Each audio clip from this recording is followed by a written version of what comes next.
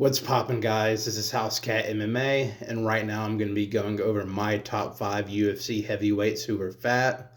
But before I get into all that, if you would just take a second to like and subscribe, that'd be the coolest shit you've done all day. Now, this list took a little bit of thought, and I'm actually gonna try and put my biases aside while compiling this list. So, number one is going to be Mark Hunt.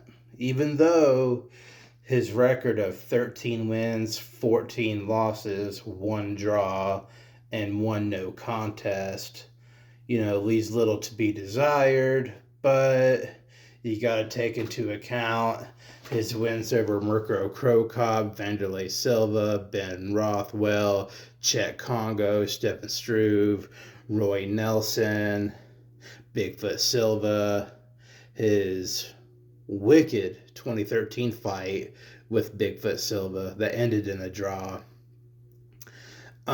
He was really 13 wins, 15 losses, one draw. But the whole thing with Brock Lesnar beating him and Brock Lesnar testing positive for clomiphene and him and Hunt suing the UFC and what have you. It wound up a no contest, but no. Yes, but no. Brock Lesnar won that fight. There's not a question about that. It just got ruled a no contest after the fact. And I think it was a few months after the fact. But yeah, Mark Hunt's number one just because how big his wins are, the good fights he had, and the way he would knock fools out.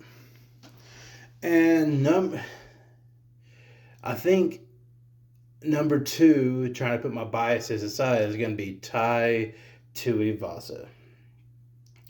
Tai Tuivasa is currently 8-8 in the UFC because he's lost 5 straight, most recently to Jairzinho Rozenstruik, but you got to take into account his 5-fight win streak in which he beat Derek Lewis, Greg Hardy, and Augusto Sakai. And Augusto Sakai was actually pretty good.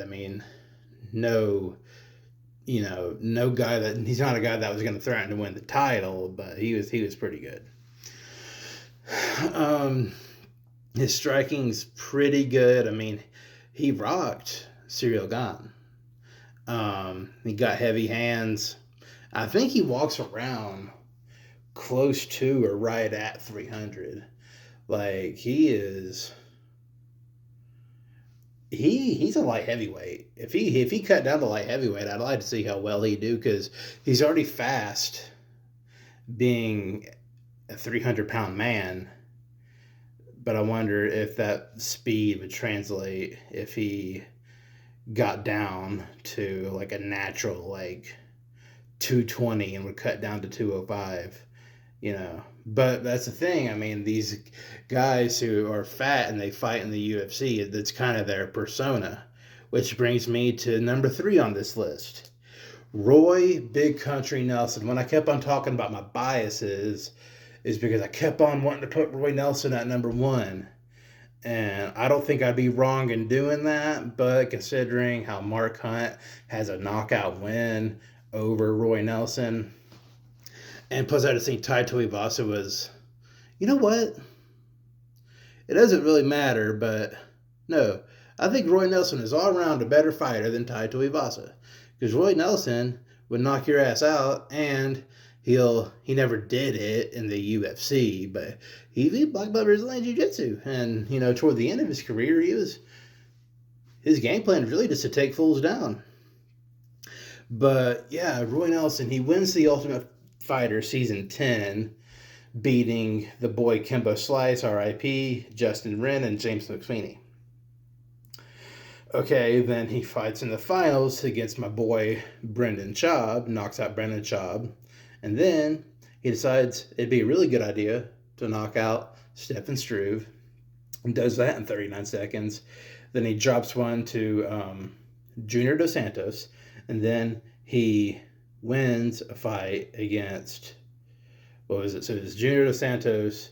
Oh, and then no. And then some months later, he lost to Frank Mir, and then he beat Mirko Cro Cop, and then he lost to it was Fabricio Verdum, and then he knocks out Dave Herman, and then he knocks out ends up knocking out Matt Mitrione, but before that, yeah, Dave Herman, Matt Mitrione, then Chet Congo, and then his record became more checkered after that, losing to Stipe Miocic and Daniel Cormier.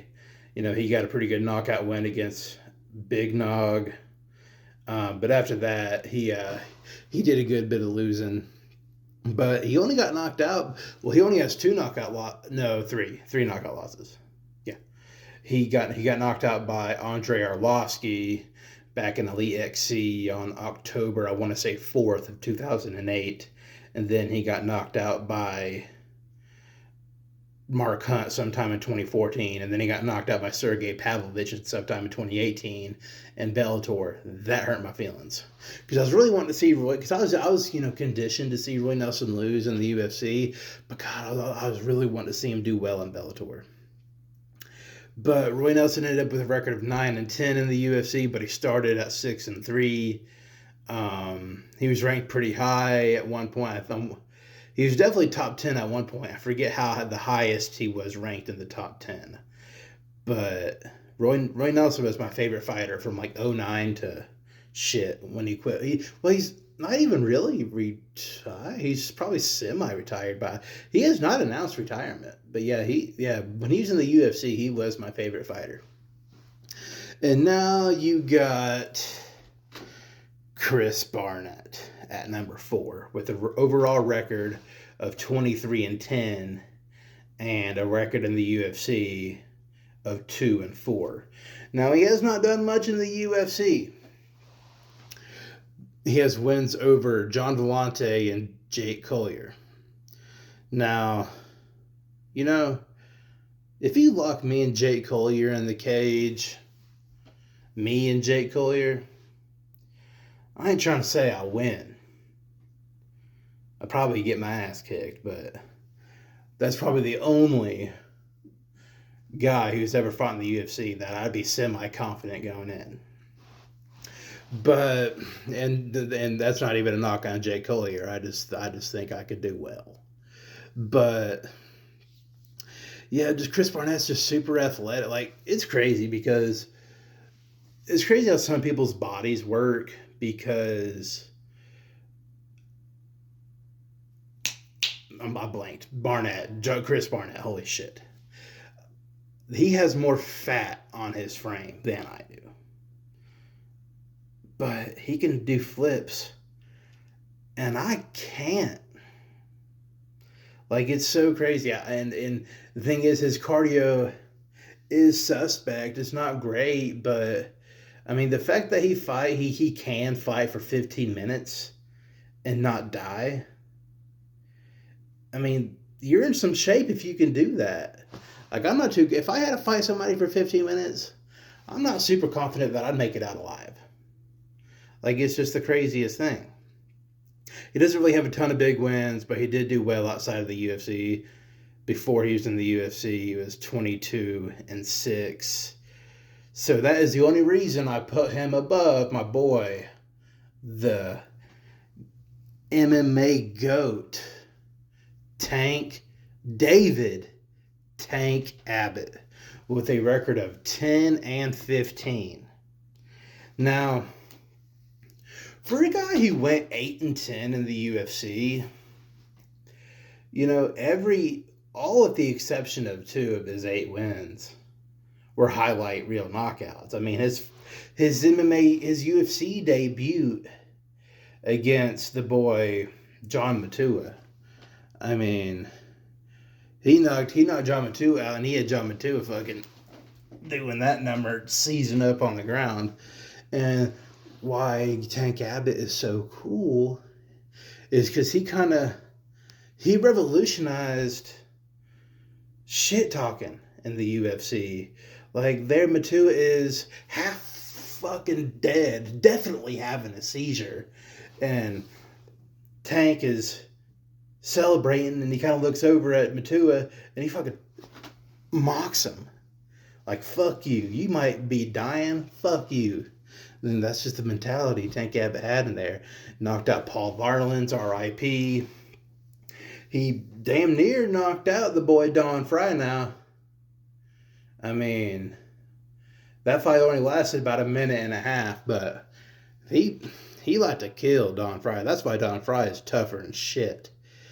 Like, you know, and he retired from the UFC for a little bit, did a little bit of dicking around in the WWE. He was on an episode of Friends, and he came back and he fought the boy Frank Mir, if you will, Francisco Mir, and you know, Frank Mir did what a 24-year-old Frank Mir did, which was torque on your limbs until you tap. And he lost to Wesley Cabbage Carrera, by doctor stoppage, but he ended up getting that back outside of the UFC. He knocked out Cabbage real proper outside of the UFC in like 2005 or something. I want to say that was like a Rumble at the Rock event back in the day.